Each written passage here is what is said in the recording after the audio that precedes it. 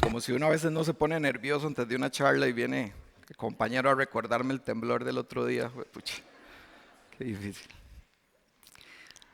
Bueno, un placer estar por acá como siempre. Muy agradecido con Ray y toda la organización de Global Forums. Yo soy un tipo muy optimista. A veces creo que demasiado optimista. Y les voy a dar 3 ejemplos de ello, que es prueba de ello. El primero es que soy liguista. Sí. Ese punto ya no lo voy a tener que explicar, ¿verdad?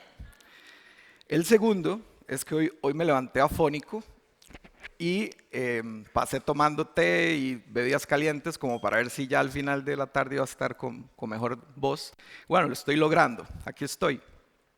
Pero en lugar de que esto me genere tensión, más bien creo que está generando un ambiente de empatía y al final ustedes van a tener la consideración tal vez con la paciencia, un poquito ir despacio para que no se me vaya la voz. Y el tercer punto, y ya para entrar un poquito en la temática, es que entendiendo que me correspondía hacer la primera charla luego del almuerzo, en lugar de preocuparme que ustedes se me vayan a dormir por el tema de la marea alcalina, lo veo como algo positivo en la lógica de que creo que podemos conectar algunos de los conceptos que estuvimos hablando, de los que se estuvieron hablando durante la mañana, justamente con lo que se viene en la tarde, ¿verdad? Y es que temprano estuvimos escuchando temas sobre bienestar, innovación, liderazgo y obviamente nuestra nueva realidad, la inteligencia artificial. Y es que mientras yo escuchaba partes de las ponencias, siempre da esa sensación de cuando uno ve datos duros o cuando ve algunos conceptos nuevos, como de que todo eso está orbitando como en el futuro, ¿verdad? Uno siente esa sensación como, mira, ¿será que ya estamos ahí? Y bueno, sí, ya estamos ahí. Pero en medio de todo eso, yo estando aquí en la sala, sentía justamente, recordando ese temblor de la semana pasada, como que algo se movía debajo, ¿verdad? E incluso llegué como a sentir una sensación como de vértigo. Y fue simplemente ese recordatorio de que todo, absolutamente todo, cambia. A veces cambia demasiado rápido y no nos pregunta si estamos listos ni tampoco nos pide permiso, ¿verdad? Eso es algo muy, muy normal.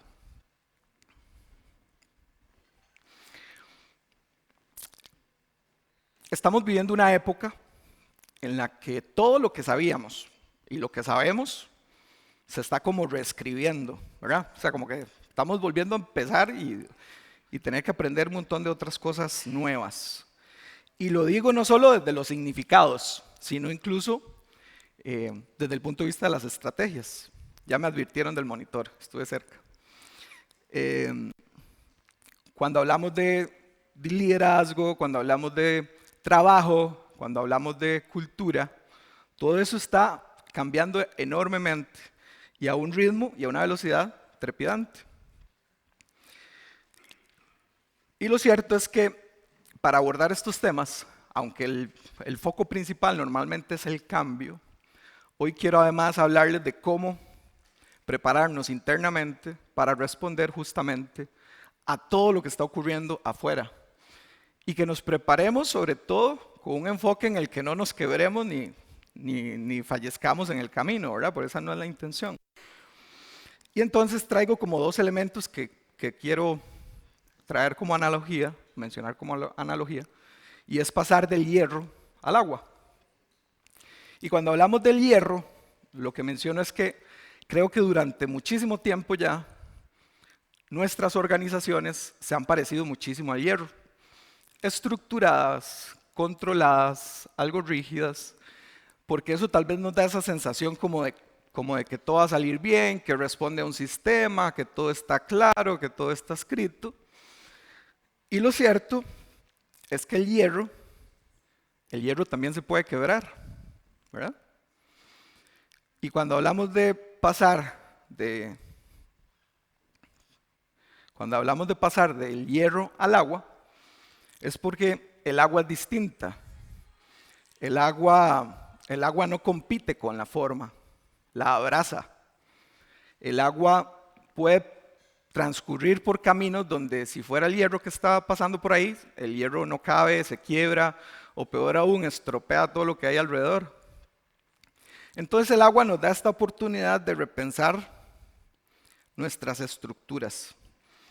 Porque si bien es cierto, el hierro nos ha funcionado para construir, para llegar hasta donde estamos, el hierro también es un poco pesado y hemos visto que necesitamos avanzar a una velocidad mucho más rápida. Entonces ahí es donde viene la analogía del agua para tratar de entender que la resiliencia hoy, tanto a las personas como a las organizaciones, no necesariamente es quien aguanta más, sino es quien logra avanzar a pesar de que en el entorno hay un gran caos. Ese avance, esa sensación de avance con sentido y sin perder el propósito. Y ahí es donde yo creo que el agua juega un rol fundamental para poder hacer esa analogía. Les voy a pedir que hagamos un pequeño ejercicio o experimento social, si se me permite decir.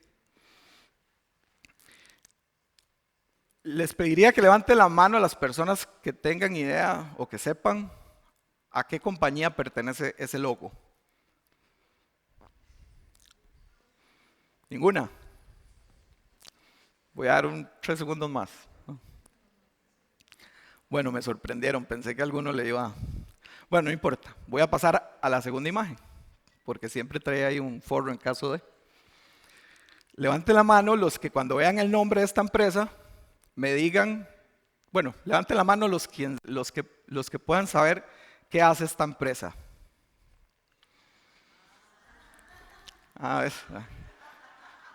Ya por allá se están riendo, ¿verdad? No todos, ¿verdad? Más o menos.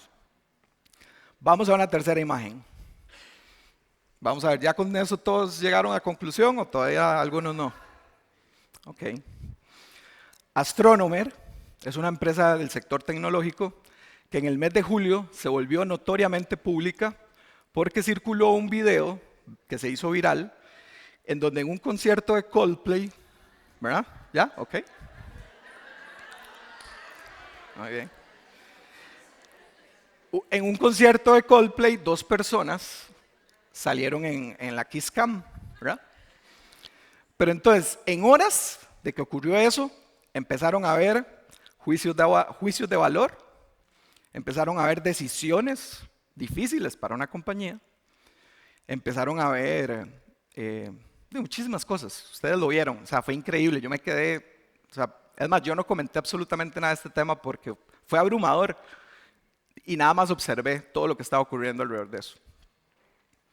Pero lo observé siempre con una sensación así como entre pecho y espalda, diríamos en San Carlos. Y lo que pensaba es, pucha, bueno, toda la empatía con las 2 personas vinculadas, pero lo que pensaba es, ¿cómo está gestionando esto la empresa a lo interno? ¿Verdad? Porque yo soy del criterio que la crisis no fue el video. Para mí la crisis fue la reunión al día siguiente. Fueron las miradas en los pasillos de los compañeros de trabajo, fueron los silencios o fueron los comentarios que nadie quería decir. Y es que es justamente en momentos así cuando se debe medir la resiliencia de una organización. Sobre la capacidad que tiene para hablar en momentos en los que todo el mundo le dice, cállese, no diga nada, no opine, mejor metámonos debajo de una piedra. Es justamente en esos momentos en donde podemos hablar realmente de la resiliencia de una organización. Cada organización tiene un idioma, tiene un tono, tiene una forma de hablarse a sí misma. Si ustedes no han reconocido el de la suya, los invito a que hagan el ejercicio. Pongan mucha atención en el día a día y ahí estoy seguro que van a identificar cuál es el idioma de su organización. Algunas hablan desde la confianza, es cierto, pero muchísimas todavía hoy hablan desde el miedo. Y las más inteligentes hablan desde la coherencia. ¿Por qué? Porque cuando una organización dice culpa, está escribiendo ADN, está escribiendo miedo en su ADN, perdón. Pero cuando una organización dice aprendizaje, le está abriendo la puerta a la evolución. Y ahí es donde todo, absolutamente todo, cambia. La resiliencia organizacional parte siempre de un principio es de cómo llamamos a esas cosas incómodas que nos duelen. ¿Cuál es el lenguaje que utilizamos para decir ese tipo de cosas? Esa es la forma de entenderlo, porque las empresas que son resilientes no son las que nunca se caen, son las que han entendido, porque saben que el valor y la fuerza no está en la estructura, sino en el vínculo, aquellas que se pueden levantar aun cuando les falta una pieza. Entonces, cuando hablamos de resiliencia organizacional, siempre tenemos que pensar en la gente, en la realidad, en el día a día. Y cuando hablábamos de las estructuras y cuando hablamos del agua, tenemos que entender que las organizaciones de hierro son o eran pirámides. En cambio, las organizaciones de agua son redes, en donde la información fluye más rápido que las crisis, en donde las decisiones se comparten, en donde el liderazgo no se impone, sino que se trabaja y se refuerza todos los días. Eso es lo que deberíamos de entender dentro de la lógica de las jerarquías, que eso es a lo que tenemos que tratar de ir viendo cómo las modificamos, desde lo humano, desde la actualidad, desde la tecnología. Ahora que escuchaba a Tatiana hablando de Magnar, lo primero que pensaba es, wow, el tiempo que le puede dejar libre a ustedes justamente para que se dediquen a lo humano, para que se dediquen y le pongan énfasis a pensar en la estrategia de cómo mantener a nuestra gente aquí en la organización, o qué le está ocurriendo, porque está bajando el rendimiento, o diferentes tipos de temas, ¿verdad? Entonces, ahí es donde tenemos que enfocar los esfuerzos en el futuro. Porque cuando llegan las crisis, no es el algoritmo el que va a responder, la gente, somos nosotros. Y nosotros solo somos resilientes cuando sentimos que nos podemos equivocar, cuando podemos volverlo a intentar. Y en ese momento es cuando nos volvemos poderosos y facilitamos que las organizaciones sigan siendo de esa manera. Porque como les decía hace un ratito, el hierro nos ha servido muchísimo para construir, pero el agua nos tiene que impulsar para fluir, porque el agua al final nunca pierde su camino. Y la pregunta muy sencilla con la que quiero terminar es si ustedes pueden salir de este espacio pensando en qué parte de su organización ya fluye y qué parte todavía se está oxidando. Muchísimas gracias.